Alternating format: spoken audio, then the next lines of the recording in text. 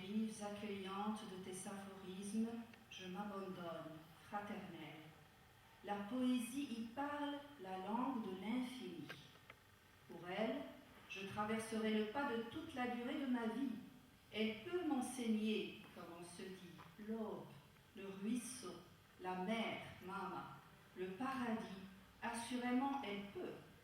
Loin des étiquettes dont souffre le poète, loin des couleurs erronées de l'art contemporain, des blasons et des armes qui déchirent le jour de mon corps de femme, je m'entends dire, comme toi, c'est le chant d'amour, la demeure première de mon âme.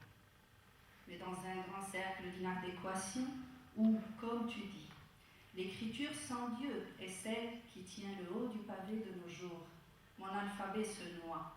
Même la philosophie et son commerce intime ne le consolent pas. Je te dis, je crains qu'une telle usurpation me conduise au chagrin ou me cause du souci. Tu me réponds avec Rumi, les choses deviennent manifestes par leurs opposés. Et voilà qui me suffit.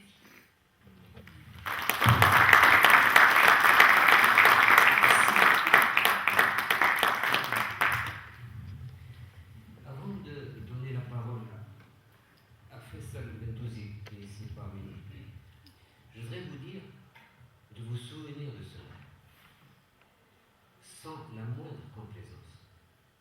Faisal Bentouzi est âgé d'une trentaine d'années et je lui ai prédit, avec l'aide de Dieu, un avenir radieux dans le domaine cinématographique. C'est un érudit, un humaniste, un intellectuel et un cinéaste de tout premier ordre. Souvenez-vous, vous devez absolument vous souvenir de ce nom. Moi j'ai le privilège, le grand privilège d'être son ami et je puis vous assurer qu'il fera, Inch'Allah, de très très grands films qui honoreront notre pays. Mais avant de lui donner la parole, d'abord je lui ai demandé de venir nous rejoindre. Je voudrais vous dire, parce que un certain nombre de gens, d'amis, ne pouvant être des nôtres, m'ont envoyé leur texte. Et je vais vous lire celui de...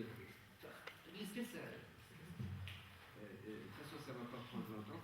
Il y en a pas mal, mais je vais commencer par celui de mon ami Simon Bounis. Il m'a envoyé le texte en arabe et en français. Inch'Allah, j'espère que c'est lui qui l'a proposé. Il m'a proposé de publier les actes de cette rencontre. Moi, je vais vous lire le texte en français. Voilà le texte que Mohamed Nis a commis sur la petite personne. Mohamed Nis, écrire les mots.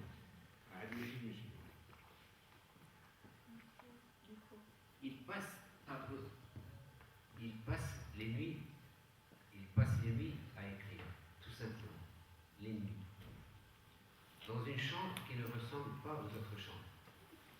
Une petite lumière d'une veilleuse, des livres désordonnés, des manuscrits, des caisses remplies de lettres, une chaise à peine stable. Ma femme et les enfants peuvent en témoigner. Et d'ailleurs, je suis tombé plus ça. J'y est arrivé, je suis tombé. Il est là, penché sur le bureau. Personne ne sait ce qu'il écrit. C'est drôle. Je vous assure, j'ai jamais dit ça à Mohamed, qui est un ado de 35 ans. Mes sœurs sont là. Quand je m'énerve, je dis à une de mes sœurs, personne ne sait ce que je fais. Je ne sais pas qui lui a dit ça. Le matin, imagine, je le traverse doucement, presque inaperçu, vers l'autre trottoir. Il s'arrête. Attends. Il est encore dans la nuit. Il est encore dans la nuit. Dans le petit cahier d'écolier qu'il préfère pour écrire ses aphorismes. Déjà en plein boulevard, il marchait depuis un moment. Est-il sûr de son rendez-vous? Rien à tout. Il reçoit le geste que je lui adresse. Une main en l'air, je suis ici, me dit la main, la sienne. Elle apparaît comme une flamme. Parmi les branches des arbres qui se succèdent sur le long du boulevard Fameux, au centre de la Glal Rabat. Deuxième paragraphe. Je le vois toujours, avec la même marche et la même silhouette, depuis notre première rencontre qui remonte au début des années 80, du siècle dernier, portant son cartable, murmurant des mots